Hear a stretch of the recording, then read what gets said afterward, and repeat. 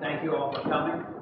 And just had a couple of comments that we wanted to make on where we are in the budget process now. As you all know, this is really uncharted waters. As Chairman Putney has pointed out on the floor of the House, this has never happened before, where we basically don't have a budget until today.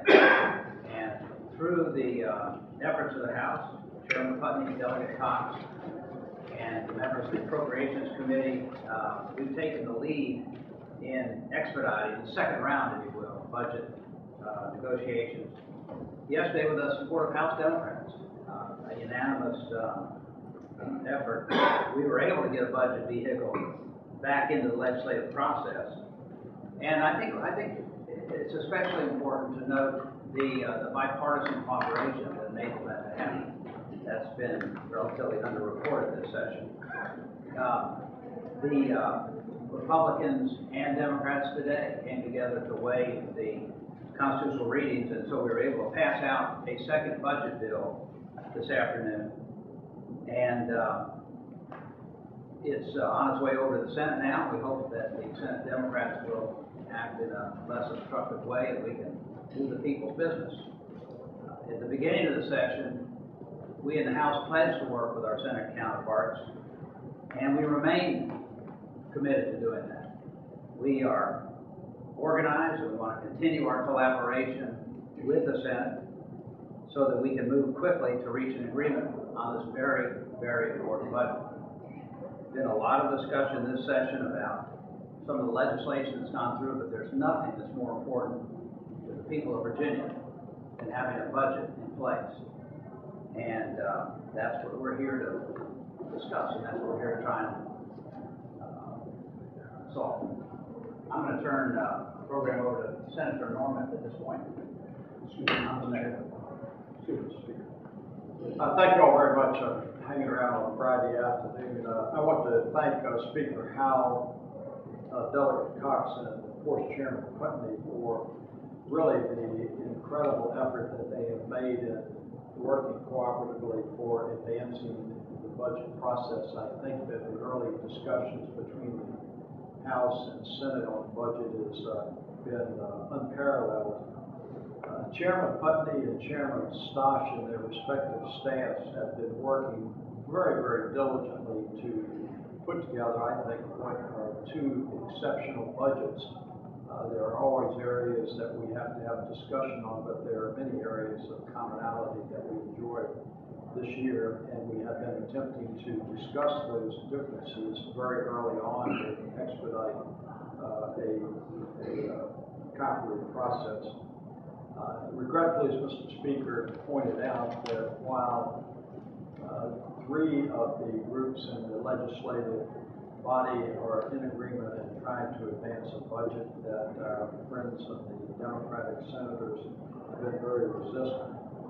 And the ball is literally in their court. The House has done its job once again, and I applaud the House of Delegates for the bipartisanship that they have demonstrated today. And that bipartisanship reflects at least a recognition by that entire body of the importance of advancing the budget.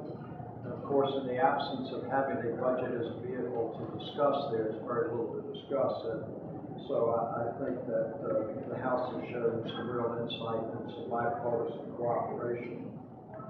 As we have said on the Senate before, we are prepared at morning, noon, or night to have any meaningful discussions with the Democrat senators on budget proposals that they would like. As of this date, we have had 4 opportunities to discuss budget bills, and the Senate Democrats regretfully have not offered one amendment to those budgets. They have just voted no. So we look forward to starting out next week. The House bill, budget bill, will be coming over, for which we're very appreciative of what the House has done, and hopefully after some of our Senate friends have had the opportunity to go on the weekend and listen to their constituents and perhaps the rhetoric being scaled down a little bit, we can start a meaningful discussion on how to put together the most important piece of legislation that this General Assembly deals with. So once again, I'm most appreciative of the collaboration and the support support that we've enjoyed from the House of Delegates. And with that, Senator Stosh, I believe. So, thank you. Couple added thoughts. Delegate Putney and Delegate Cox and I started early in the process to talk about how we could expedite our discussions and expedite budget. So we set about a schedule that was designed to allow us to complete our work on time and to complete quality work. We've been very fortunate to have had significant cooperation, notwithstanding where we are on the budget, with Chairman Putney and his staff and the Senate Finance staff have been working together along with our subcommittee chairs. We've not been able to appoint conferees in the Senate because we do not have a budget over which to appoint conferees. We've had an unprecedented level, I think, of cooperation between our staff members. They've been working together closely and trying to identify areas of reconciliation and agreement. So we are positioned so that we can come together quickly, I believe, if we were given that opportunity. When the House budget arrives in the Senate next week, we'll take it up as promptly as we can in the Senate Finance Committee and expedite it as quickly as we can. And hopefully, when we come together, it's our hope and expectation that our Democrat colleagues will make known their specific priorities. We've heard a great deal about, through their votes, disappointment and disagreement, but nothing has come forward. We will extend that invitation again to offer specific recommendations and priorities so that we can deal with those, but we'll also ask them how they can pay for them. It's not just a matter of saying we want this and want that without having some way to fund it. Absent any such specifics from the other side, or an indication that at least one or more members is prepared to vote for a budget, and we place localities in dire straits. They have to adopt their budgets by May 1st, and as you all know, those budgets provide the necessary funding for police and fire and teachers and a whole host of people who are dependent on local budgets, which in turn is dependent on our budget. So we're going to do everything we can to continue to work collaboratively with our House friends. They're standing here with us now, and also invite our Democrat colleagues in the Senate to come forward with their proposals so we can move forward. Lacey Putney now, Chairman of our Appropriations Committee. Good afternoon. I'm going to be brief. I'm not going to keep you as long as Henry VIII did some of his wives. I want to take just a minute to thank you all for coming and to thank all of the members of my committee. Vice Chairman is standing right here, a great leader. Steve Landis, they're one of our conferees and should be up here because he contributed greatly.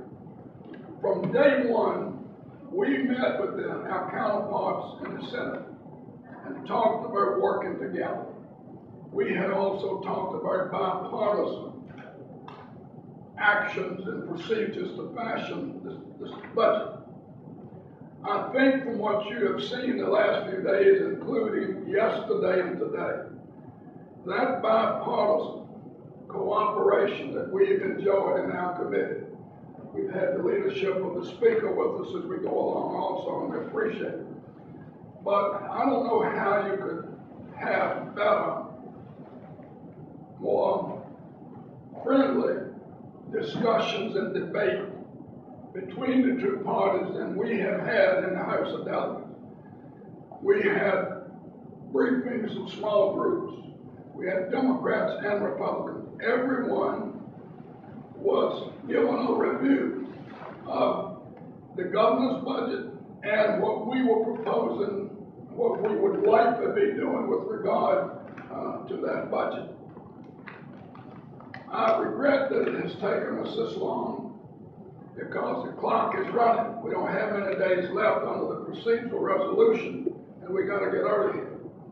But it is my hope that our willingness and our effort on the House side to give it one more good shot, which we have just done with unanimous consent, plus waiving a constitutional reading, which was uncertain, I can tell you, earlier in this day, but we appreciate the cooperation from the other side on this. No item that we deal with is as significant and important to the people who sent us here than the adoption of a budget to operate the Commonwealth of Virginia and do what we're supposed to do with core services and all of the issues that come before it. I believe that this one step that we just completed in the House is a giant step toward getting to the important point of conference committee meetings.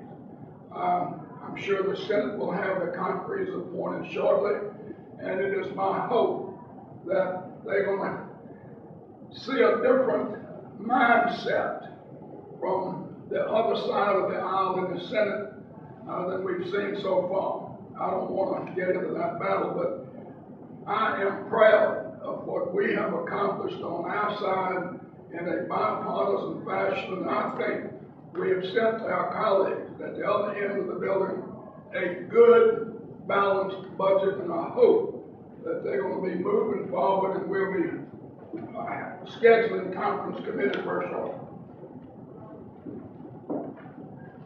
Kirk, you want to Sure. come next, and then we'll finish up Brian? I didn't really have a speaking part, but I think at this point we're more than glad to open up to any questions you have on anything that's been said.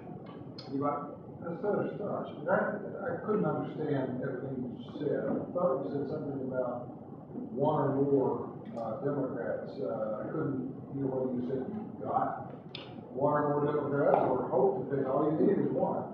Well, I said without one or more Democrats to help us pass the budget, then there will be dire consequences to those dependent upon the budget, particularly localities. Single out. I should have said closer. Other than hoping for a change of heart from Senate Democrats, is there anything substantive that would lead you to believe there's going to be a different outcome on Monday or Tuesday when presumably there's going to be another vote in the Senate? I think the majority leader said it well in the Senate. The hope is this weekend, the Senate Democrats are on an island by themselves. Everyone else has done their job. Governor sent the budget down. We did our job, produced the budget. The Senate tried to produce the budget. Now it's coming over again. So to me, the hope is, we had the sheriffs up in the gallery today. They've already written a letter saying, here are the consequences if we don't have a budget as far as our community public safety goes. So at some point, you would hope that they would go, the budget's everything we do. It funds everything. I sort of laughed today because the House Democrats, which I understood, were passionate about $500,000 items. Well, what they didn't mention was, you don't do a budget, heck with the $500,000 item, you don't have any money for K-12, period. So I think our hope is we're going to do everything we can do to make sure we put in place a vehicle that hopefully they'll change their mind and they'll start participating. So I think that's the desire. Are you all planning to talk to them in any way over the weekend, phone calls or anything? Can you working on them, I guess? We have been in constant communication. We too have had small groups.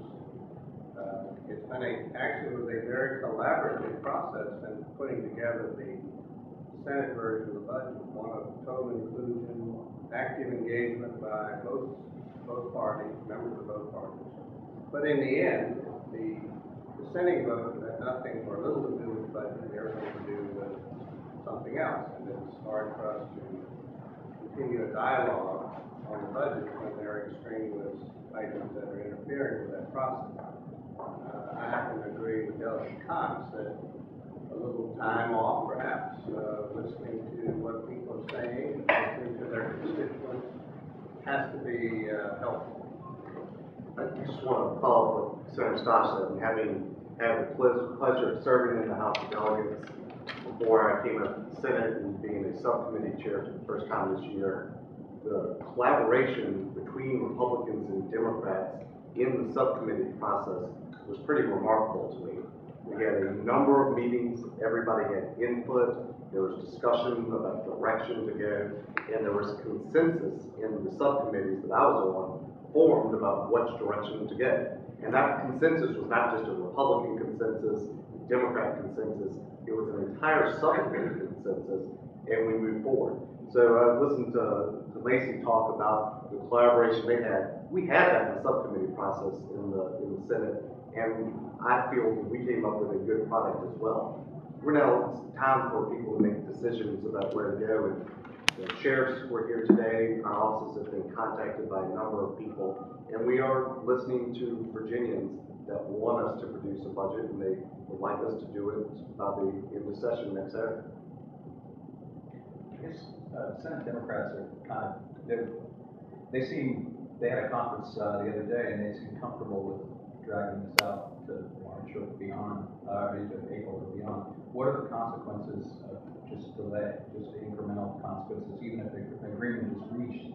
Will the budget process suffer just by not coming to a quicker? Of course it will. This is an incredible thing that Democrats in the Senate are doing when you stop and think about it, because it's not a difference of philosophy. It's not a difference that we need more money for K-12 or less money for this.